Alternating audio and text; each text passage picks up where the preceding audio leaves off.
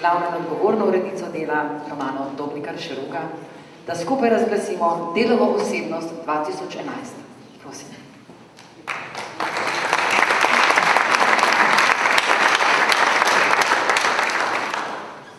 Brez dodatnega govora, kar k tistemu, kar vas najbolj zanima, in je bila do tega trenutka skrivnost.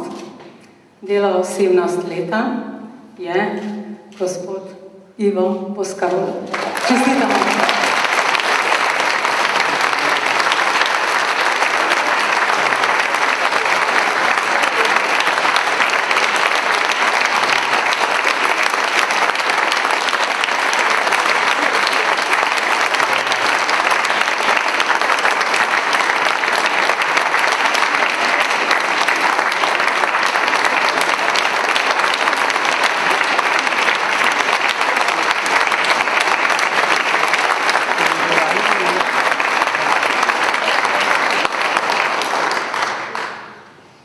Tudi jaz čestitam Delovi osebnosti 2011.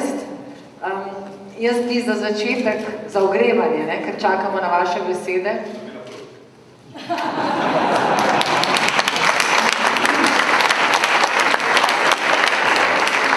No, to je bilo pa še lepše od tega, kar sem pričakovala. Skratka, kako se je človek, ki je toliko časa preživel v fotografski tablici, odločil, da poleti v nebo? Greva malo bližje k mikrofonu.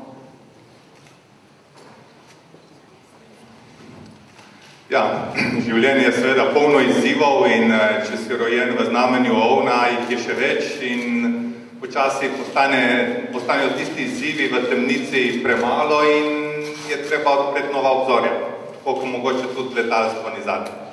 Predvsem hvala Delu, ker je uredništvo verjelo vame in v uspeh mojega podjetja.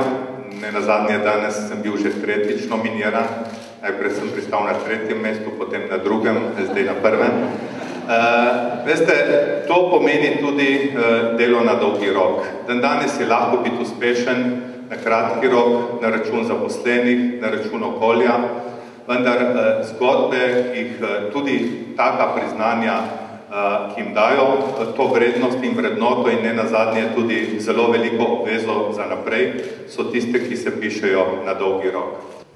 Gospod Boscarol, če bi lahko vsa vaša prizadevanja in vse vaše ljubezni združili v en sam stavek, kako bi se glasil?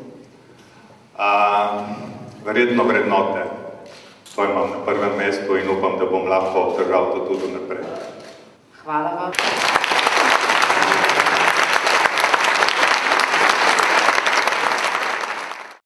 Take nagrade, ki favorizirajo pozitivne zgodbe, mislim, da so tiste, na katere moramo v Sloveniji tudi v bodoče staviti, da bomo ta večni slovenski pesimizem počasi zamenjali za optimizem in za svetlejše cilje in pa izzive, ki nas morajo spremljati v bodoče. Jaz sem prepričan, da tudi take nagrade marsikomu, ne samo meni, pomenijo zelo veliko obvezo, da se bo trudil še naprej, da ne bo rekel, aha, zdaj smo dobili nagrado, zdaj smo pa dosegli vse, ampak je taka nagrada samo stopnička do večjih in pomembnejših uspehov. Kako ocenjujete letošnji nabor nominiralcev? Moram reči, da je zajel vse sloje in vse pore družbenega življenja v Sloveniji. In nekako nisem niti bil presenečen, ko smo videli, da je gospod Ivo Boscarol postal Delova osebnost leta 2011. Namreč biti že prisoten, ne samo zmagati. V takšni konkurenci je prav gotovo izjemen dosežek. Mislim, da je bil nabor zelo dobro upravljen, skrbno upravljen in prav je, da Delo opozarja tudi na pozitivne osebnosti. Pravzaprav imate delavci iste probleme kot mi večerovci, tudi nam pravci očitajo, zakaj ne poudarjate več pozitivnih dogodkov, več pozitivnih stvari.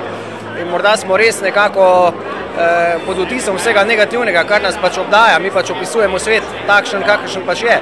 Zato se mi zdi ta akcija zelo pomembna, da poudarjate pozitivne osebnosti, pozitivne dogodke in tudi na večeru pravzaprav imamo zelo zanimivo akcijo, imenujemo jo Bob leta, kjer opozarjamo na pozitivne in odmevne prodorne izjave. Skratka, tudi mi nekako razmišljamo v tej smeri.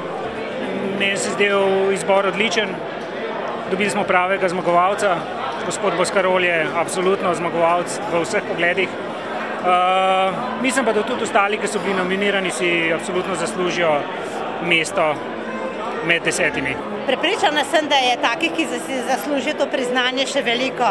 Da je v Sloveniji tudi kar nekaj takih ljudi, ki si to dejansko zaslužijo. In da mislim, da je bilo letos, pa ne glede na to, da sem tudi jaz zraven kot edina ženska, bi si želela, da je drugo leto še kakšna ženska več v tem izboru. Letos je bila ženska kvota izjemno slabo izpolnjena, samo pač to v našem primeru ni kriterij, obljubljam pa, da bomo drugo leto na tem področju boljši.